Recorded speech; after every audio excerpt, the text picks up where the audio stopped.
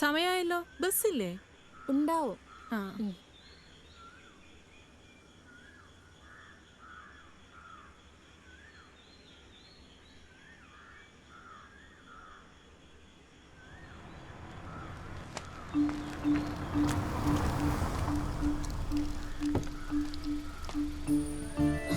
വിട് വിട്, ആ ചേച്ചി നോക്കുന്നുണ്ട്.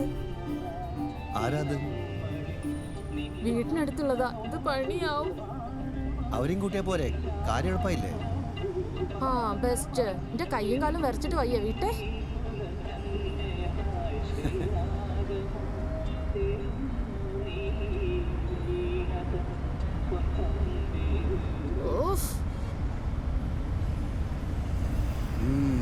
ഇത് പാട്ടാകാൻ സാധ്യതയുണ്ട്. പിന്നെ ഇങ്ങനെ നോക്കല്ലേ, അങ്ങോട്ട് നോക്ക്. അങ്ങോട്ടെന്തുള്ളേ? ഇങ്ങനെ നോക്കിക്കൊണ്ടിരുന്നിട്ട് ഒരു കാര്യമില്ല. എന്തൊക്കെ സർക്കസ് കാണിച്ചിട്ടാ ഞാൻ പിടിച്ചു നിൽക്കുന്നതെന്ന് അറിയോ? ജോലി കിട്ടിയിട്ടേ ഉള്ളൂ കല്യാണം എന്ന് പറഞ്ഞിട്ടാ ഇപ്പൊ കോച്ചിങ്ങിന് പോണത്. അപ്പൊ കോച്ചിങ് എല്ലാം തട്ടിപ്പല്ലേ? അല്ലല്ല, അത് സീരിയസ് ആയിട്ടാണ്. എന്തായാലും PSC പഠിക്കണം, അത് കഴിഞ്ഞിട്ടേ ബാക്കി കാര്യമുള്ളൂ. മടുക്കുമ്പോ ഇറങ്ങി പോവാനെങ്കിലും ഒരു ജോലി വേണം. എന്നെക്കാളും കോംപ്ലിക്കേഷൻ ആണല്ലോ നിന്റെ കാര്യം. അതെന്തേ? ജോലിയൊക്കെ എപ്പോ കിട്ടിട്ടാ? ഒന്ന് പോയേ, കോൺഫിഡൻസ് കളയാണ്ട്. അതൊക്കെ ഞാൻ പിടിച്ചോളാം. നാട്ടിൽ ആമ്പിള്ളേര് മുഴുവൻ പെണ്ണ് കിട്ടാണ്ട് പരക്കം പായുക. അതിനിടയിൽ എങ്ങനെ പിടിച്ചു നിൽക്കുന്ന ഞാൻ ഓർക്കുന്നത്. അതും ഈ രണ്ടാം കെട്ടുകാരന് വേണ്ടി. ബേസിക്കലി ആണുങ്ങൾക്ക് രണ്ടാം കെട്ട് മൂന്നാം കെട്ട് എന്നുള്ള റിമാർക്സ് ഒന്നുമില്ല. അതെന്താ? അവർ ഏത് ലൈഫും ഫ്രഷ് ആയി തുടങ്ങും. അപ്പൊ പെണ്ണുങ്ങളോ?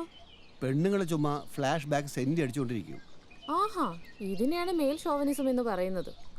എല്ലാറ്റിനും അവസാനം വൃത്തികെട്ടൊരു ന്യായീകരണം ഉണ്ടാവും. തന്നെക്കാളും ശക്തനായ ഒരാളോട് യുദ്ധം ചെയ്യുന്ന ഭൂമിയിലെ ഒരേ ഒരു ജീവിയാണ് പെണ്ണ്, അറിയോ? എന്റെ അമ്മോ, ഇതൊന്നും താങ്ങൂലേ? ഇത്രയും വലിയ ഫിലോസഫിയാ? സത്യല്ലേ? ആലോചിച്ച് നോക്ക്. സത്യല്ലേ? സത്യല്ലേ?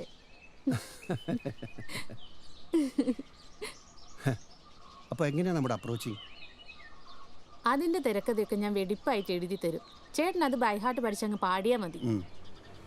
സമ്മതിക്കൂലേ? സമ്മതിപ്പിക്കണം, അത് നിങ്ങളുടെ മിടുക്ക്.